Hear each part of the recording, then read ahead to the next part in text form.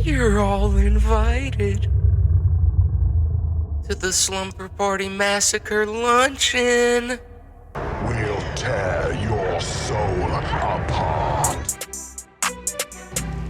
Drink some of this, Michael. Be one of us. Death has come to your little town, Sheriff. You can either ignore it, or you can help me to stop it.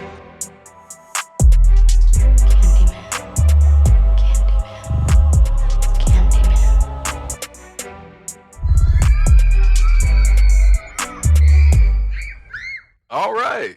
Hello, everybody. Welcome to the first episode of the Slumber Party Massacre Luncheon.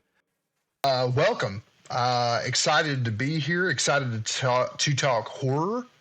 And Who are we? I'm Hunter. And I think that you and I have vastly different perspectives, but just a little about me. I wouldn't call myself a lifelong horror fan. I have had dips and ebbs of like, oh, I'm not interested in horror right now. And then parts of my life where I'm really into a kind of horror.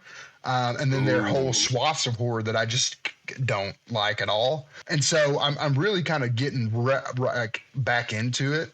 And really, really, really like expanding and seeing new things out there. Absolutely, dude. I am Rob, Big Shug, Robert, Rob Man, Space Bob, Bob Paul. I'll answer to a lot of shit. RP Dub. I think that's all of them. I think mine is just Hunter and like the People's Champ. I think your brother called me that one time. Hunter the People's Champ Petrus. That was it. Yep. He's such a fucking shithead. Yeah.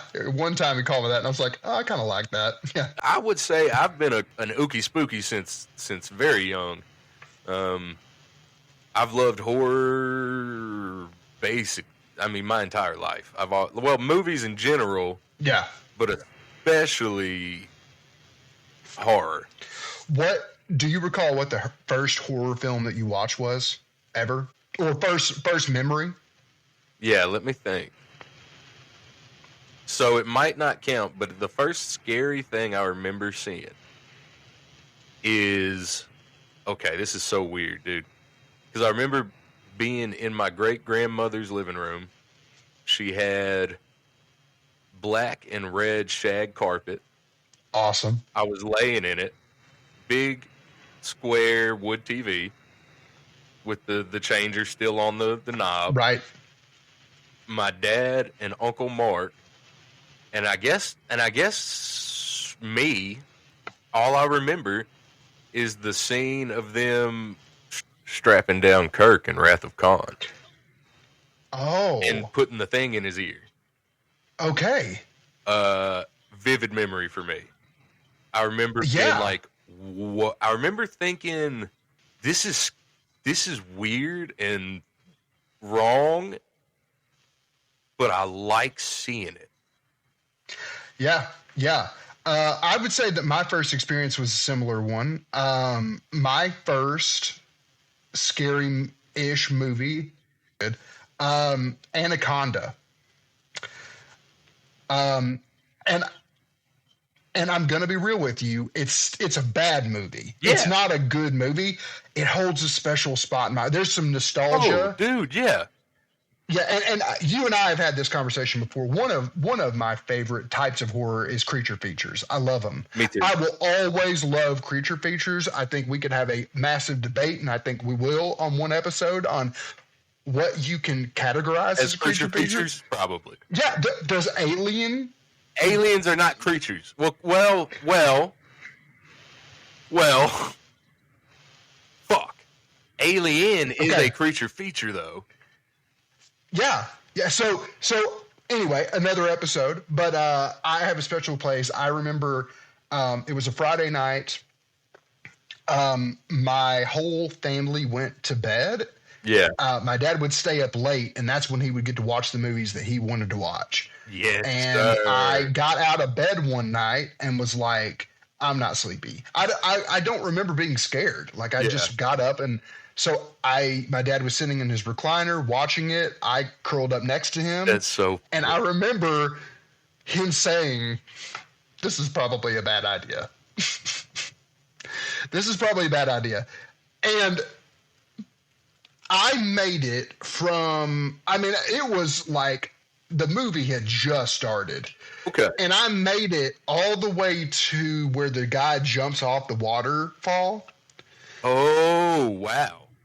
So pretty far. Deep. And then, yeah, pretty deep. And then by that point, I think my dad was like, "Oh, I've made a grave error. This is not going to be." Yeah. I think he could see, it was dark. I think he could see the like my eyes. Dude. And so he put me to bed, and he went back and watched it. And eventually, I think he had to come to bed with me. And they're like, See this? Human bones. That's how it comes out. I always remember is the next morning I got up, and I think that he was probably trepidatious to tell my mom about it, but I think he was scared that I was going to wake up and be like, I'm horrified. And I walked up to him and I go, "So what else happened?" So what? What did I miss? What did I? But I still need to know what happens. And I think the most endearing and best part of my dad is he told me. And he told me in order who died next and what happened. Just classic David. Just like wasn't gonna hold it back. And I think that's when my mom was like, "What? What now?" And that's when Dad, he knew. It's funny you mentioned. I've got a real similar story of when I was a kid. My dad is a huge horror nerd too. Like I say, we were watching Wrath of Khan and I was rolling around on a shag carpet. You know what I mean? Yeah. No cares. Like, as far as that's my dad. That's my dad. So, I'll never forget, dude. He woke me up one night. It was like maybe midnight-ish, something like that. I guess he couldn't sleep. He woke me up. And I'll never forget my dad, like, shaking my shoulder and leaning down and going, "You want to watch Lake Placid?" Oh my God. I had another story with Lake Placid. That's fucking crazy, dude. Yeah, dude. Yes. So we stayed up and watched it, and I'll never forget how hard my dad laughed at the part where Betty White says, "If I had a dick, this is where I'd tell you to suck it." That movie, when I got to Lake Placid, I was desensitized by Anaconda, so I didn't get scared by that movie at all. No. But I loved it. And again, I also have it as a special spot. Dude. Oliver Platt. I mean, the sheriff, I'm drawing a name. Bill Pullman. The actor. No. It wasn't Pullman? He's Wildlife. Mm. The sheriff is the British actor who plays Mad Eye Moody.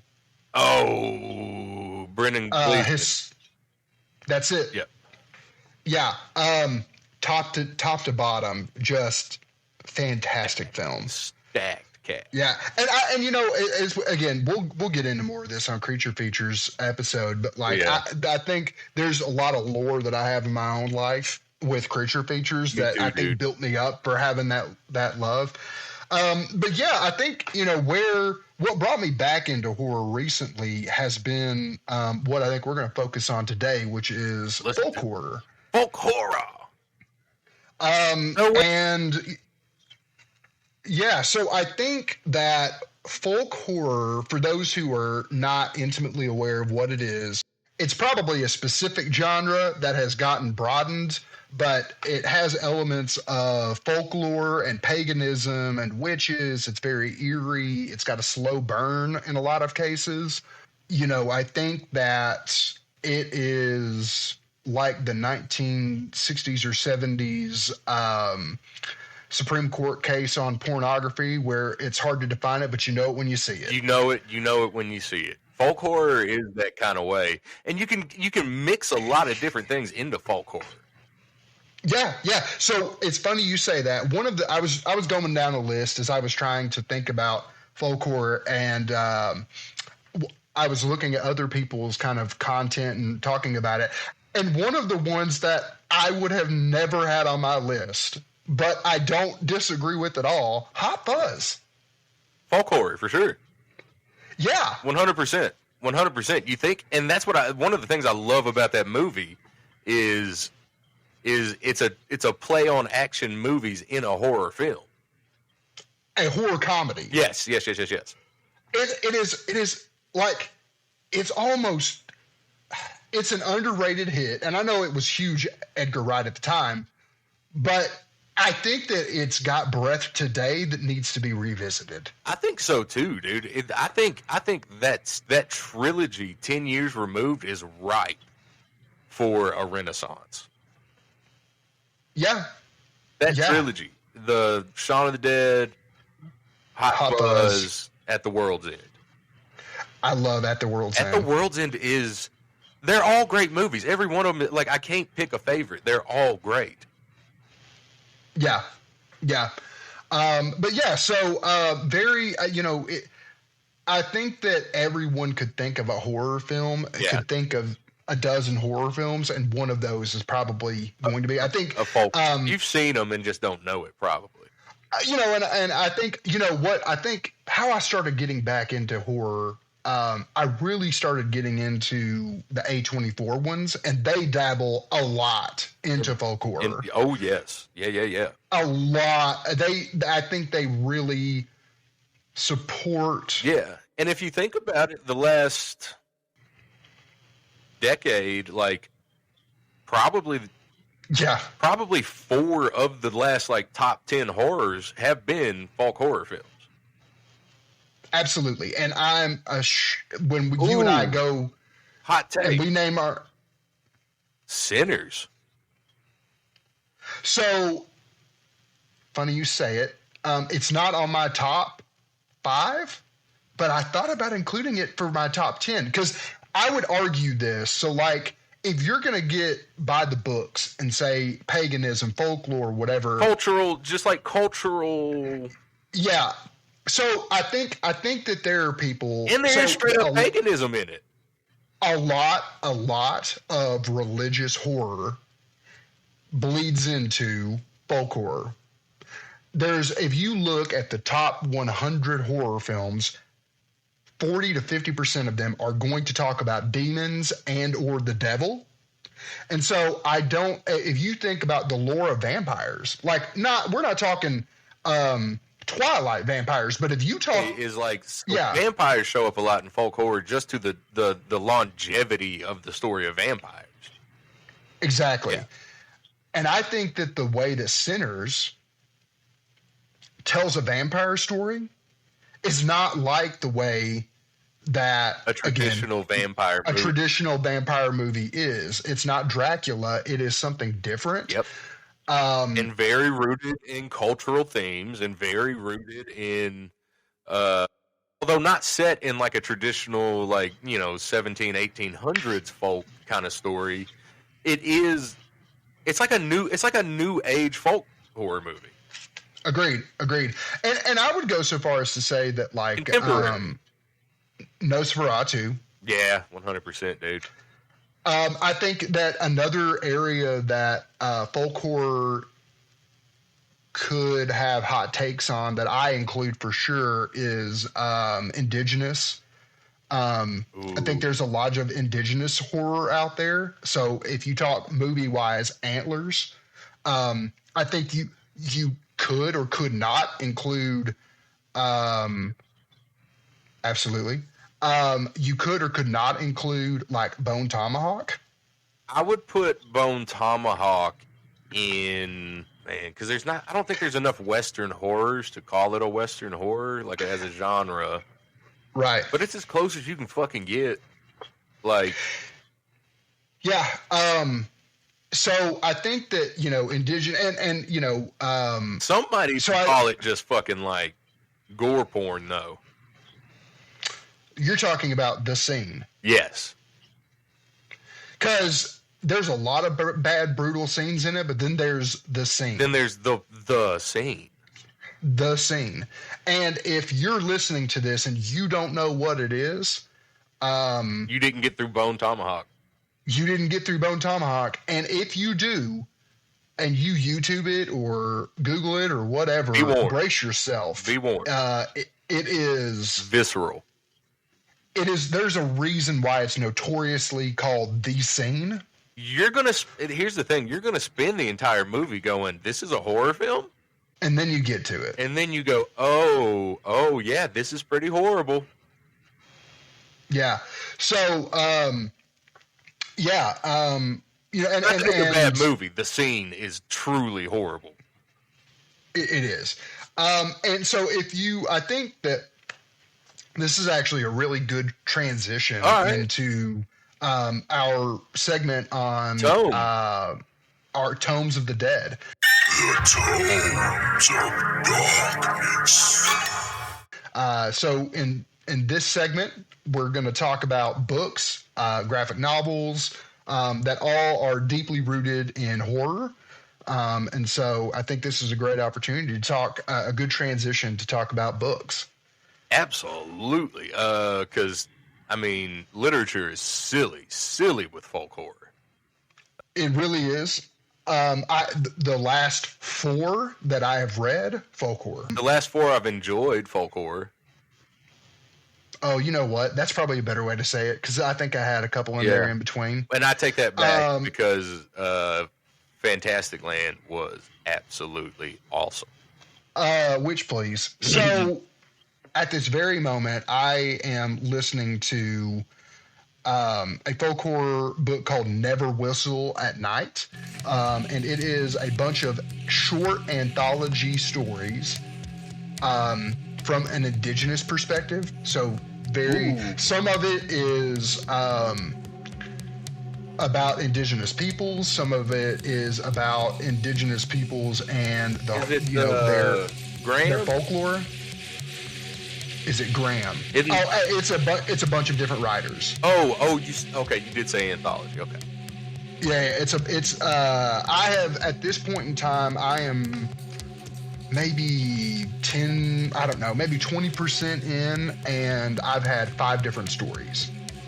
Okay. And they're short, they are incredibly compelling. Are they scary?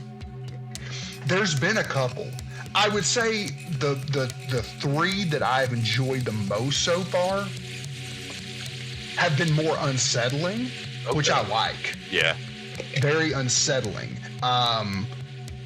And, I think that some of them are dealing with straight up indigenous folklore, which is cool. The first one was that way. The second one was more of the first and second, the second and third were very like the colonization sort of, but modern day. It's like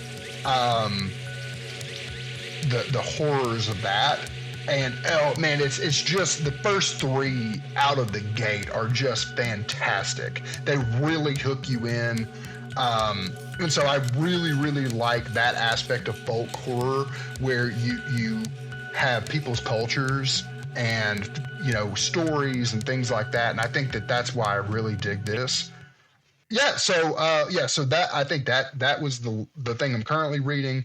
The one, that I've read, prior to that, which was also a fantastic book, and you've started it but not finished it, is Slewfoot. Yeah. Which is your run-of-the-mill folk horror.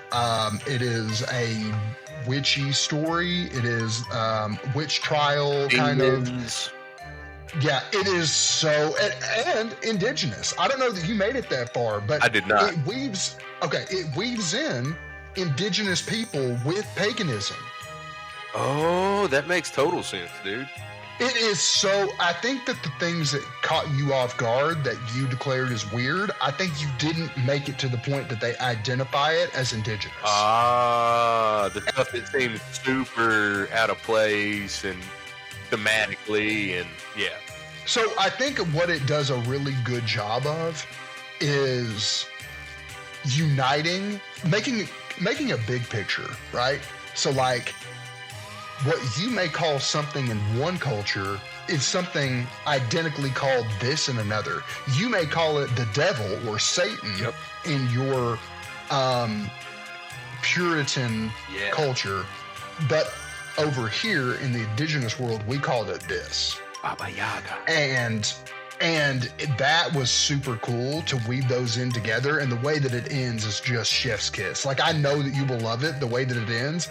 And it is the classic element of a folk horror. It has a slow burn, but once you get to it, it's got those good elements of like a classic witch hunt where, the woman, she's a witch. Drown I think you'll dig it a lot. It is super duper good. If she weighs as much as a chicken, she's a witch. They do mention in there like, oh well, we could drown her in a lake with rocks, and then someone's like, yeah, but most of the time that happens, they weren't really witches. We just drowned them. Yeah. One second. And so it's on the I notes. had to check the title of this book while we're on indigenous horror, because I think it is modern day, but it has indigenous themes. The main character is a young Native American boy, and it's about his father and him. It's called Mapping the Interior. Okay. And it is one of the first books in forever I read that was truly like, do I want to keep reading this?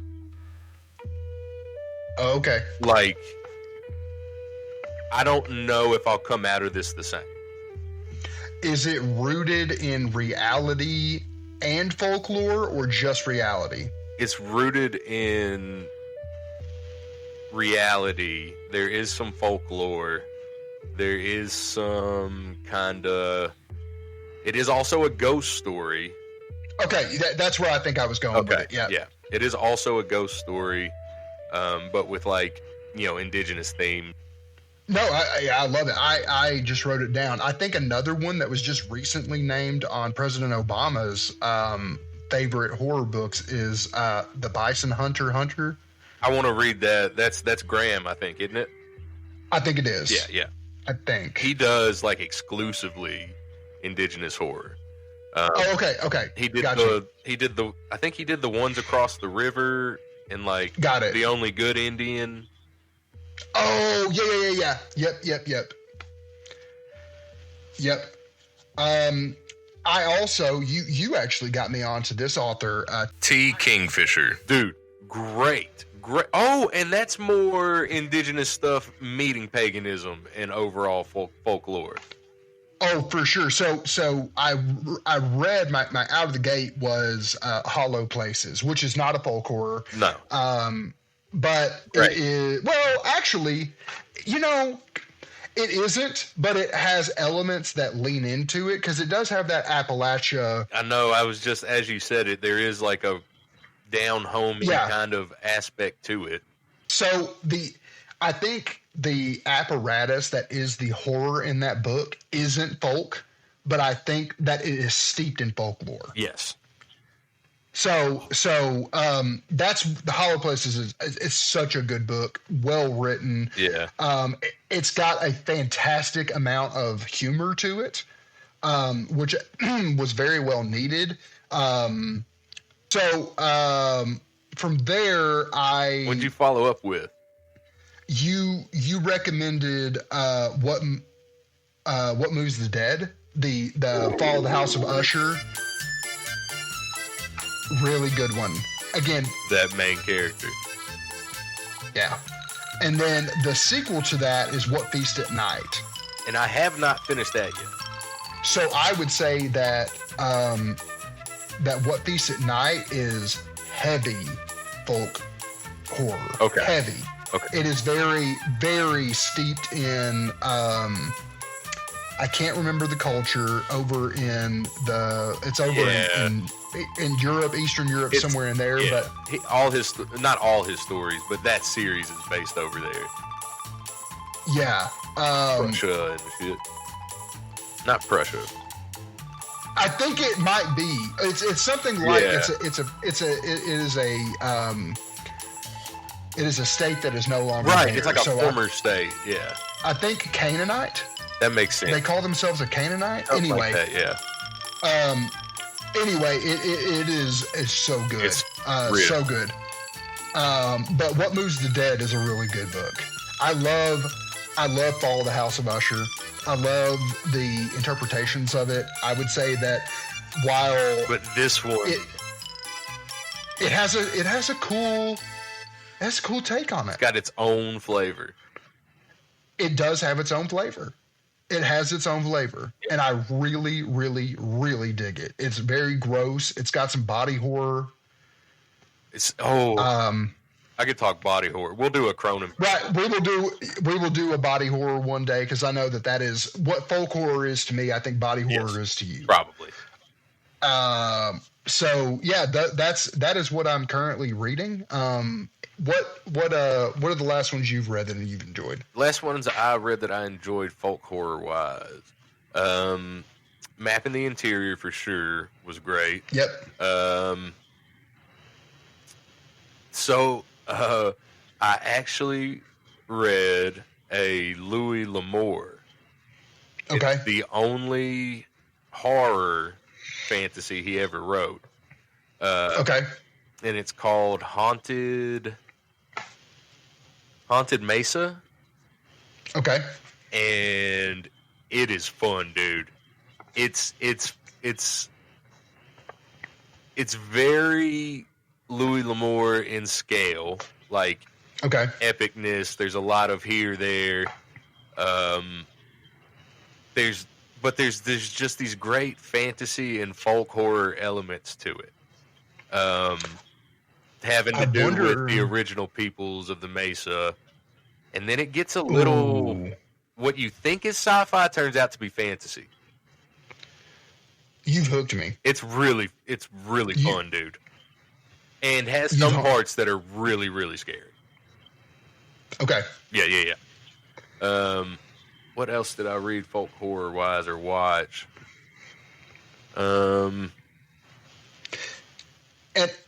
And just while you're thinking, I would be remiss if we didn't spend just a little bit of time on graphic novels. Ooh. Because it's not one that I think that is huge in the horror space of comics, but there are some, and the ones that are there are good. The one that you and I have both read, but I don't think we finished the series, is Moonshiners. Yes, 100%. 100%. Moonshine. When you watch Sinners, it's that, right? It's that, but it's not that. That just hit me, dude. I think that's why I like that movie so much, is because I read that book probably. I read the first few volumes of that. I don't think there's a Sinners without that book. There's no way. There's no way, right? There's no way. But it is so close to each other. Yeah. In so many ways. In a lot of ways now that I sit here and think about it. That is one that I really, really dig. Through the Woods is one. Through the Woods. Yeah. I'm going to go for all you traditional comic book nerds, the ones that don't subscribe to the Image Comics or Dark Horse. Marvel has Marvel 1602, which I believe that's the one that was written by Neil Gaiman. That sounds awesome. I've never heard of this. So you take the Marvel Universe, your Captain America, your Iron Man, your Doctor Doom, you take all those characters and you put them in Puritan 1602 America. Look, I'm downloading this immediately. It is distinctly Neil Gaiman. So you have it is not written like a comic book. It is written like a literary piece. So awesome. That has the mechanism of Marvel Comics in it. That's I wouldn't necessarily like there are elements of it that are horror, like because I think anything in that Puritan time is kind of Scary. horrific. It's scary. You don't read anything from the Pilgrim's age. Times, man, motherfuckers walking you- around with buckles on their hats, burning people. Yeah, you just don't read anything from those days that is light and airy. It's all dark. And so this is no exception to that. And it is incredibly well done. I think it got a lot of awards. You know, we would be remiss if we didn't say that obviously, you know, Neil Gaiman has a lot of allegations and terrible things against him. And so, I didn't realize you know, that. I think he did some not cool shit. He did some super not cool shit. And so I think it's important to denounce that and say that, you know, we support the work of art and not the artist. Now, usually I don't do this, but I mean, would you call American Gods? It's not horror. No, but it's a folk story. I would call that folk fantasy. There are chapters in it that are steeped in horror. Oh God, yeah. That whole time he's in that little town. That's exactly where I was about to go. Was exactly that. The one with the car on the lake. Yes, the whole time he's in that little town is just fucking creepy, dude. And I believe he's got a girl there. The girl that Shadow is with, I think she is an indigenous person, and she's the one that talks about that their culture. A lot of those side stories that talk about the immigration of gods, a lot of those are horrific. Yeah. Not necessarily folk horror, pretty contemporary, but I'm just really digging it. Fucking DC Vampires is good. Yeah. DC Vampires is pretty fucking rad, dude. It is. Super good comic. Constantine. We got to mention Constantine. Folk horror you cannot mention. Yeah, Constantine is so steeped in the folk horror, dude. Like, well, religious horror. Like, if you're gonna lump in religious horror and, well, yeah, I mean, if you go in that route, you could go with Preacher. I would call Preacher straight up. Yeah, you could go Sandman in certain elements. Yeah, although it gets more fantastical. It does. There are elements that are steeped deeply in religious horror. There are. I'm thinking. So in my head, I just had this thought. Hellboy, to a certain extent. Maybe more fantasy. But I just had this thought. I think part of what makes folk horror is there has to be folk. Like townsfolk. Like there has to be people milling about. You know what I mean? So I think that excludes some movies, like off the bat. So you're getting that kind of small town setting. And that goes back to what we originally talked about. With it's got that eerie feeling to it. Yes, rural. And I think that you have to have a small space. Yeah. Do you think drawn to that being from rural places? I think both of us, yes. Yeah, both of us being from Arkansas, I think that probably compels us a bit because think about how much people love the Appalachian horror. The power of rice compels you. What? Yeah, that's funny. So yeah, I definitely think that is because Arkansas has its own lore to it, with cryptids and indigenous folks, ghost stories and indigenous folks and Civil War history. That a lot of ghosts, which is not folk, but yeah, I think that we have a lot there that I think that the eeriness and 4 large-ish cities all spread out across the state. In almost the 4 corners. Yeah. Almost, not quite. Just about it. But, absolutely. Well, there are 4. I'd say 5 cities. You got all 4 corners and the one in the center. Yeah, I'm with you there. But yeah, I mean, if you've ever grown up and when, again, us being from rural areas where there was not a lot to do, even in the cities we grew up in that are much more advanced now than they were. 100%. When we grew up, there wasn't anything to do. So driving out in the middle of nowhere was something to do. Yep. And you did it a lot. And being in the middle of the woods, being in the middle of a back road, in the middle of a cornfield, You know, Yeah. if you look at I saw one the other day, a map of like haunted houses throughout the United States. Arkansas is steeped with them. And if you think about the cornfields, yeah, they are. Mm-hmm. Dark Harvest is where I'm going. Dark Harvest. Children of the Corn. Let me back up. Children of the Corn and Dark Harvest vary in the same element.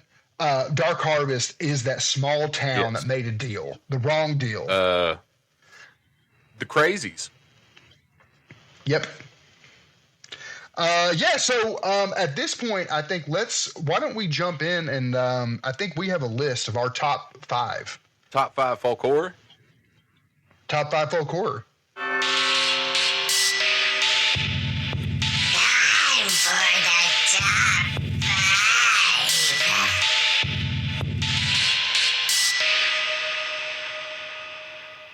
All right. You hit me with your number 5. My number 5 is going to be The Ritual. That's a great one. You know, I've not read the book. It is on my list, but I absolutely love that movie.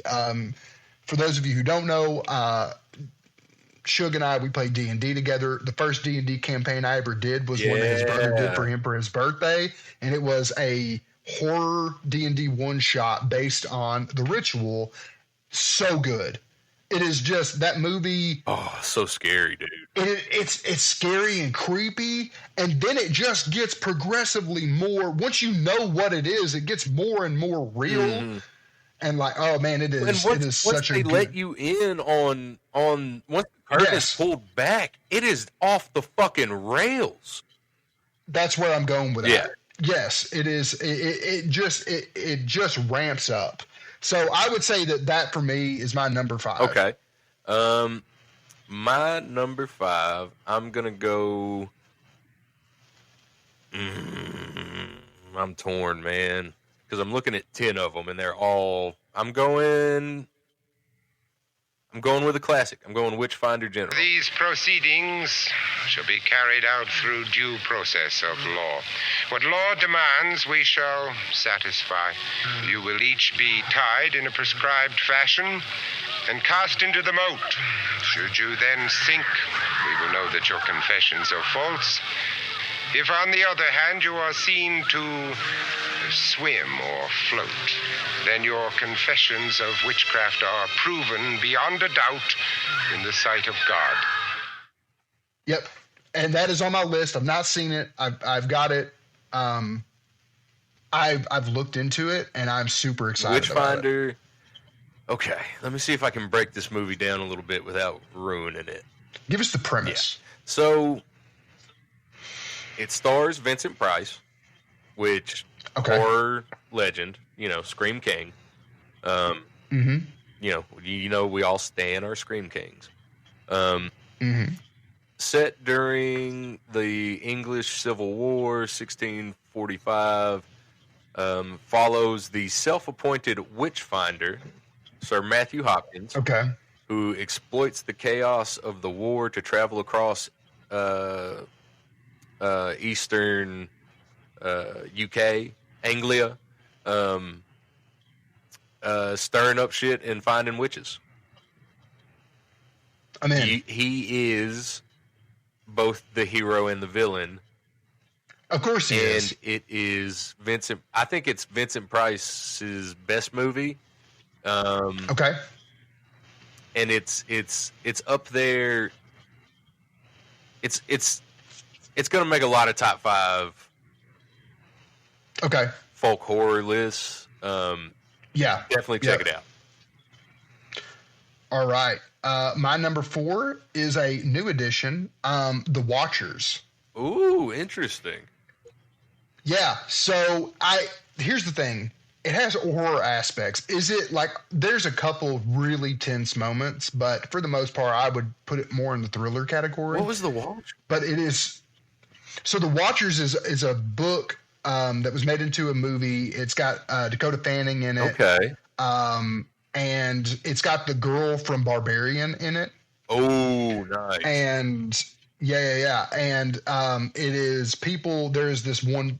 as all folk horror kind of does. There's this patch of woods in Ireland where if you it's not on any map, but there's a road that leads there, but the road doesn't lead there. You get there, you get lost, and then the premise is fairies. So fairies are the watchers, and they can shapeshift. And so there's a professor that's built this structure that is concrete and glass out in the middle of the woods, and these people get lost there, and that's the only refuge that they have. And so at night, these fairies watch them. Dude, that sounds... And it's so good. And you at day, they're able to go out and get food and forage, but they can't go so far because they couldn't make it out of the woods that they wanted to. And then you get the lore mixed in. And then once you think it's over with, it keeps going. And it is really good. I kind of ritual spin out. It does. It does. Yeah. It hits that.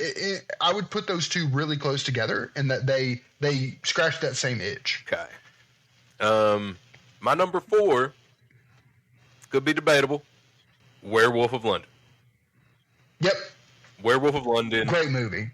Is one of my favorites. Yeah. The transformation will make you it will make your skin crawl if you've never seen it. Oh, it's got some body horror. It's heavy body horror. Dude, I might be a body horror guy. I might be. I don't know why you're saying you might be. You are. I'll diagnose you. You are. Have you ever heard of insect politics? Neither have I. Insects don't have politics. And when we talk about the horror movies and you're giving me a list, they're mostly body horror. A one that did not make this list that I think is a folk horror steeped in body horror, and it may be on your list, Men. Oh my God. Men is such... It did not make my list. It's not my top 5, but it's definitely my top 25. 25 ever. Yeah. I didn't... I loved it. I didn't love it as much. It's a good movie. It is gorgeous. It does body horror so well, and I love the folk element to it. Slow burn and the build. The build is wild. Once you realize what's happening, that's where I got turned off. When I knew what was going on, it lost me. That's wild, but once I knew what was happening, I was like, oh, okay. Then the payoff isn't there as much anymore. That's Werewolf of London is, it's about curses. It's about, fucking getting lost in a patch of fucking woods in Ireland and fucking around and finding out. Yeah. I need to go back and rewatch that. That's a really... It's great. It's been a long time. Yeah. Your number 3. Hereditary. Done. Yeah. Hereditary. And honestly, it pained me to not put it higher. Yeah. Is it better than my 2 and 1? Yeah, it's a better movie than my 2 and... Well, it's definitely a better movie than my 2. Okay. But I think that you're going to see a pattern with 3, 1, and 2 for me. They're all modern age. They're all in... We might have the same number 1. Okay. All right. We don't. I can guarantee you we don't. But my 2 is probably your 1. Hereditary is just, you don't know it's folk horror until you know it's folk horror. And it's possible that you watch the whole thing and don't know that it's folk horror. You have to understand what the family curse is and what the premise is. And if you get what Ari's going for there, it's folk horror as folk horror gets, but it's modern. And you don't know. And it's got that, oh my God, dude. I love that movie. I love that movie so much. Because I didn't think I was going to like it until it takes off, and then it fucking goes. You're right. Although I think from instant one, that little girl does a great job of making you feel so uncomfortable that even though it's slow, you're still uncomfortable. 100%. You don't start that movie feeling good. God, and then the mom meets that. Oh, yeah, just through and through the movie. Great film. I think it's going to be a lot like when you look at horror in the Modern 2010 and beyond. A lot of people are going to have it in their top. Yeah. I mean, it blows everything out of the water almost. Yeah, that movie. What's your number 3? Number 3 is going to be Lighthouse. Lighthouse is a game changer. You're gonna. I haven't seen. You're gonna love it or hate it. I think I'm gonna love it. I think you'll love it. I love the director. I love Robert Pattinson. I mean, you can't love Defoe. Like, there's no reason I won't love it. Exactly. It's a true look into madness. Yeah. With fart jokes. Yep. Absolutely. Hit me with your numero dos. My number 2 is The Witch. Like Philip, I conjure thee to speak to me. Speak as thou dost speak to Jonas and Mercy. Dost thou understand my English tongue?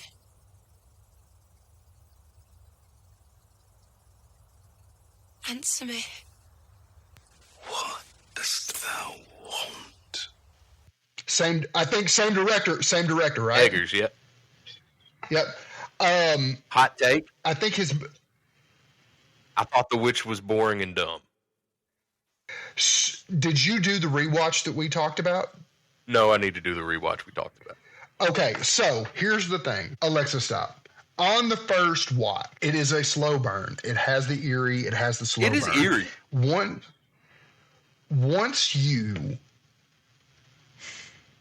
So let me tell you why I loved it. Tell me, yeah. Instantly. I'm watching this movie, and I'm watching this girl who, in my opinion, is the only... It's a family of Puritans that have been excommunicated. They are no longer a part of the Puritan community that they are a part of. They live out in the woods. They're surviving on their own. Yeah. They are nearing winter, and they are going to struggle. There's no way around They're going to have a hard time. Great actors and actresses through and through. The mother, the father. The dad. I mean, we're talking a cast of 1, 2, 3, 4, 5, 6, 7. And then seven tops, and then if you don't count the court and all that, because those people don't count, you're talking seconds. 7 people on screen at any given point in time, not including the animals, which are characters in this. Black Phillip. The girl is the only. You're out there. You're talking about how. I think the dad is such a religious fanatic that he calls the other people in the group like he's more pure than them, and that's why he's kicked out. So clearly religion's an important part to them. Where things get interesting for me is as I'm Puritans. Yeah, I think that's the thing is I think that he was like, if I'm not mistaken, and I would need to rewatch here. People were slipping up. Yeah, I think he's calling people out, and they're like, get the hell out of here. Wow. So religion is incredibly important to them. And the funniest part, or not funny, the part that makes it so compelling is that the daughter is the only one who is pure. Oh, if you look at where the brother goes wrong and the little boy and the little girl, you can map to the 7 deadly sins here. You talk the boy is lust. You talk about the mother is pride. You talk I think the father also has pride. If you start looking at that, where really the only person there that is a pure of heart is her. That's true. That's very true. And they're the ones that are pinning it on her. That's true. And then, and I think if you go back to our book talk, I'm going to rewatch that tonight. If you go back to our book talk, I think why Slewfoot was so good for me is it has similar endings, and it has a similar, not exactly the same at all, but it has that same, like, the girl was never the problem until you made her the problem. That's true. Yeah. I need to watch it again. And I think that it is so eerie and one-dimensional until you think about what it is that's in it and the lore that is baked into it. And I think that is where it rises to me towards the top. If you aren't thinking on the next level, it's too boring to even think about. Highly encourage you to give it a shot and think about the next level. I'm gonna have some time tonight. I'm gonna rewatch it. Anyone else listening to this, watch that movie and think too much about it. You know what I mean? Like, it ain't that serious. Don't think that too much. Don't think too much on it. Do that it. For this one. Think too much on it. Bet. I'm gonna do that. And it's a solid, I mean, for a number 2 spot, you can't argue that. Absolutely. Ooh, gosh, this is rough. Because we're getting to the nitty gritty. Actually, I'm going to go Deliverance.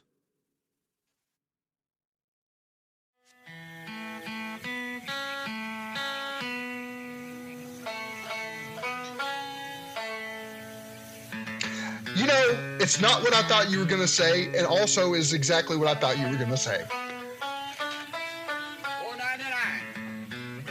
I think that if you could call Bone Tomahawk a folk horror, you could do it for Deliverance. I don't think that it's traditional in the pagan sense or the folklore. It's got some folklore. And it's not a slow burn.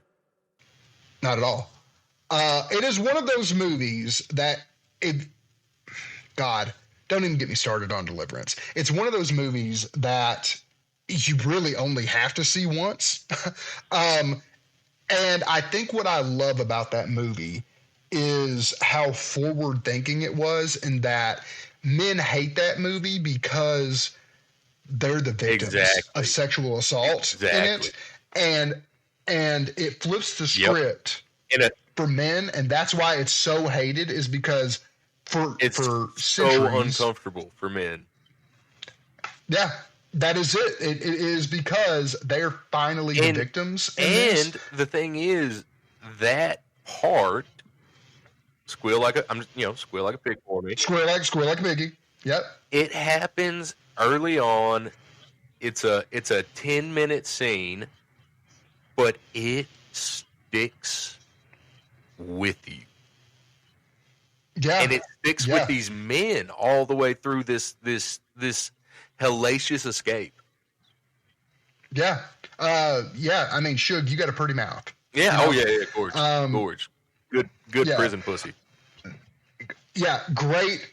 Truly great number 2. I mean, really, very, very, it's hard to talk about horror films and not put that in your Mount Rushmore. It's great. It's awesome. Men aren't going to, but it is. It's up there. My number 1, Midsummer. Can I say my number 1? Midsummer. Okay.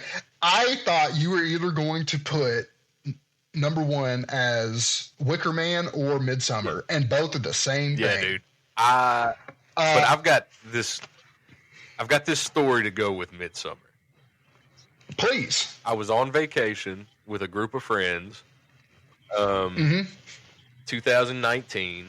We're in our 30s, so they all had kids with them. It was a bunch of families and stoner Uncle Suge. So one day I slip off by myself. I go play some disc golf. It's 115 fucking degrees, right? I'm dying by the time I'm done. All I want is air conditioning, and all I can think of is a movie theater. Yep, great place for it. Dude, I'm looking at the movies out. I have no idea what any of these are. I know half of them are PG, and then I see... And the other half is Marvel. And then I see Midsummer, rated R, guy that did Hereditary. I'm like, oh, okay, I'll give this a shot. And if you read the synopsis, Doesn't give you a lot. It doesn't. I didn't know anything about this movie going into this movie. Neither did I. I proceed to get absolutely ripped to the gills in my car, and then watched and had what I describe as the most beautiful and terrifying afternoon of my life. Yeah, I bet. It was so good and so pretty. It's a gorgeous movie.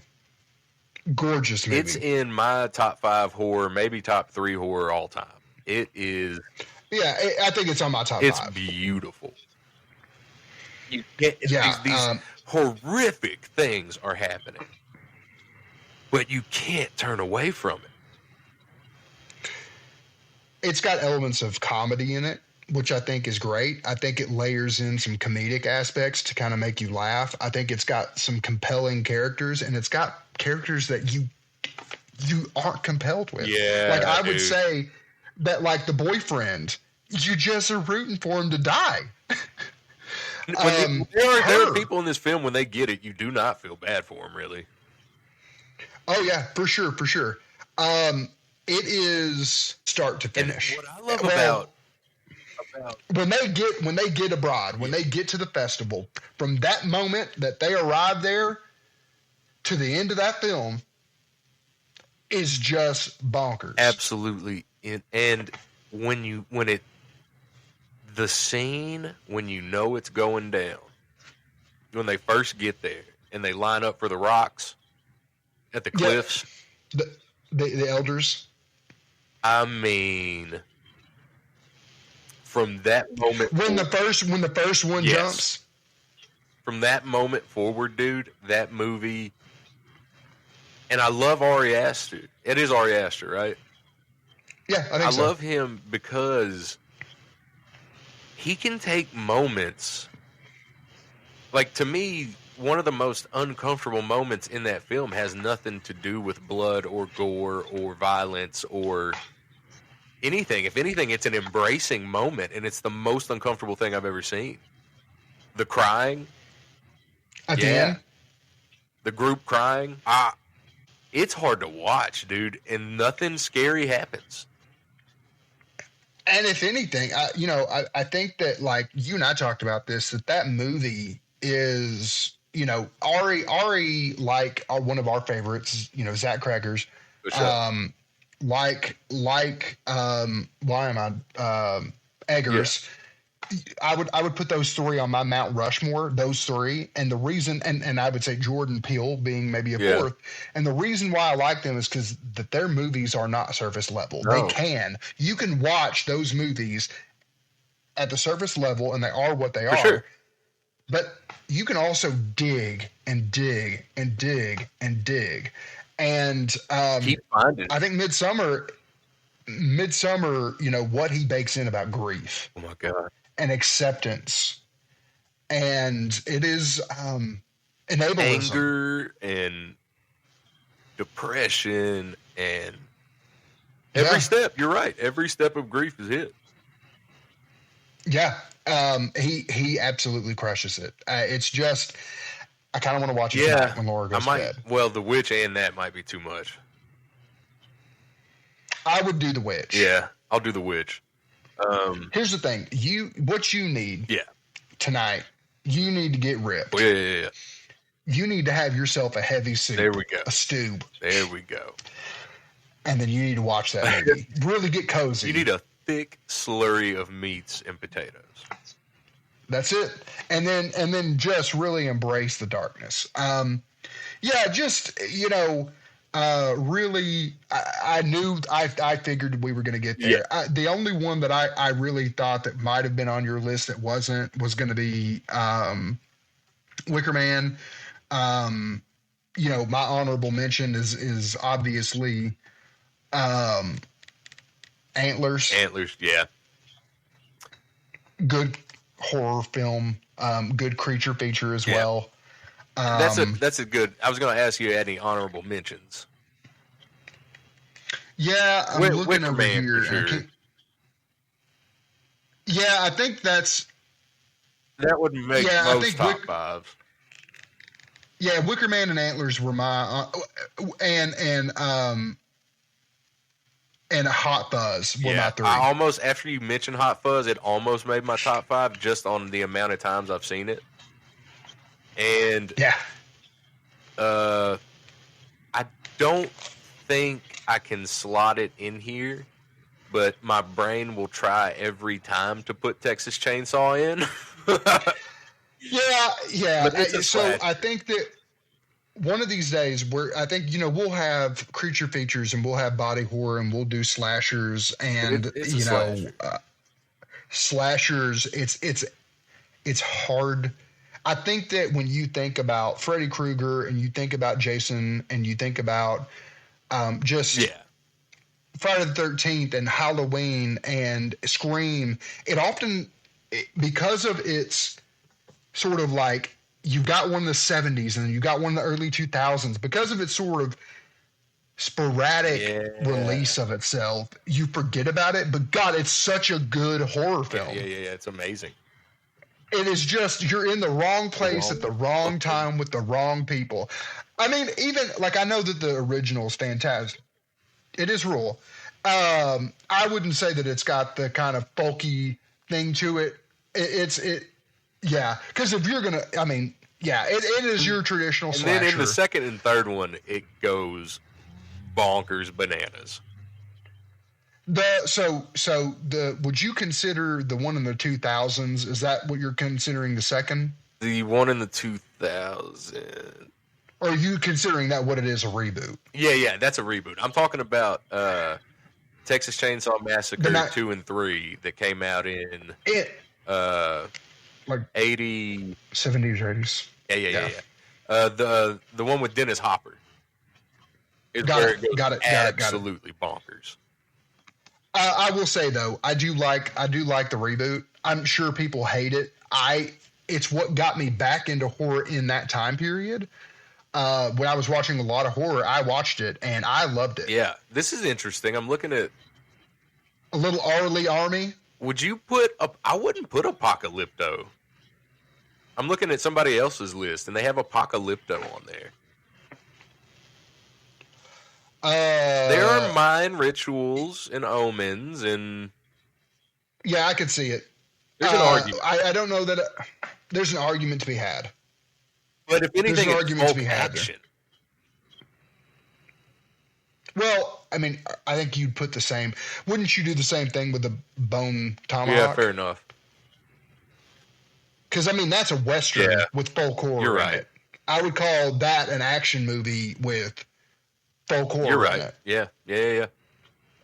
Yeah, but I mean, I think that you can sort of take movies that aren't folk horror that have folk horror in it. Take the Runes, for example. Yeah. That's got some indigenous, like Amazonian. Yes. But I call it.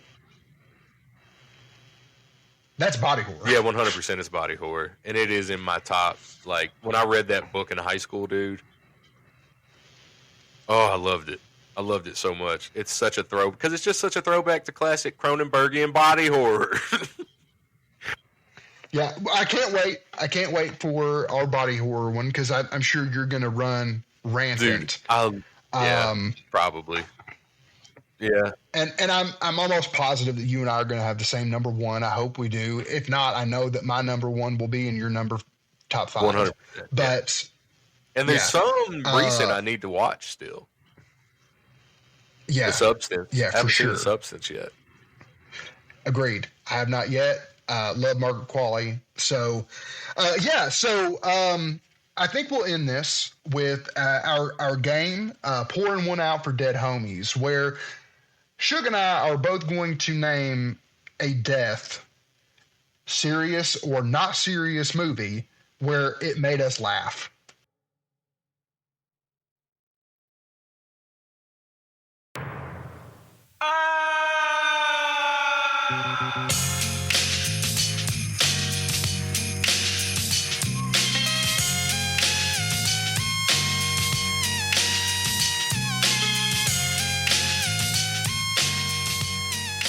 I'm going to stay in focus with folk horror, and I'm going to go with Wicker Man. Oh God, the bees. Got the bees. Okay. What is that? What is that? What is it? Oh, no, not the bees! Not the bees! Ah! Open my eyes! My eyes!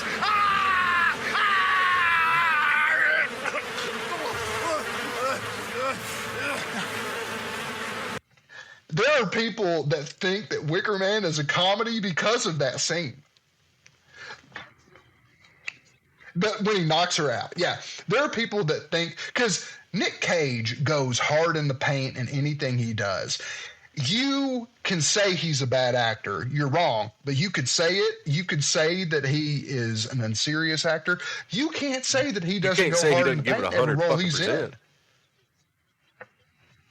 112. I'm convinced he not. Well, I'm convinced he actually knocked a woman out. Dude, yeah. Yeah. Not even the best Wicker Man. Yeah. The original's way better, but you got to pour one out. It's Nick Cage. You got to pour one out for the Cage.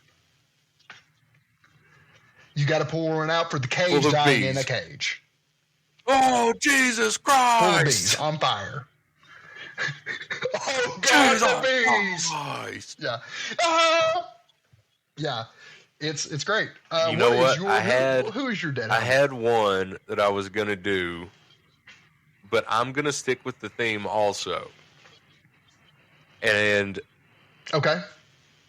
Because it was so jarring and I was so ripped in the theater, I did laugh at the part in Midsommar, the cleanup crew. I think, go on. So this was the other one that I was going to mention cleanup as my dead homie for Midsommar, dude. It's super funny. You're not ready for it, but then it happens, and it's just like, well, of course, yeah, somebody's got to do it. Yeah. That one, and then there's another one in Midsommar that got honorable mention. The guy who is the friend, the black guy who's the friend of the boyfriend, who they ended up doing similar, where the boyfriend copies his thesis, that they're all there for the friend to do his thesis on. And he is in that room reading the book, and the face, the guy with the face, like his friend's face is over it, and from a distance he's like, "Oh, that's my friend." And then when you realize, oh, I'm fucked. There's a look. Dude, that's good shit. Yeah, it made me giggle a little bit. Yeah, so, folk horror, it's a great place, but I cannot wait to talk with you on creature features, with slashers, with body horror. Everything. With, we can, I think we're going to go into specific directors. I think we'll go into some specific actors, eras.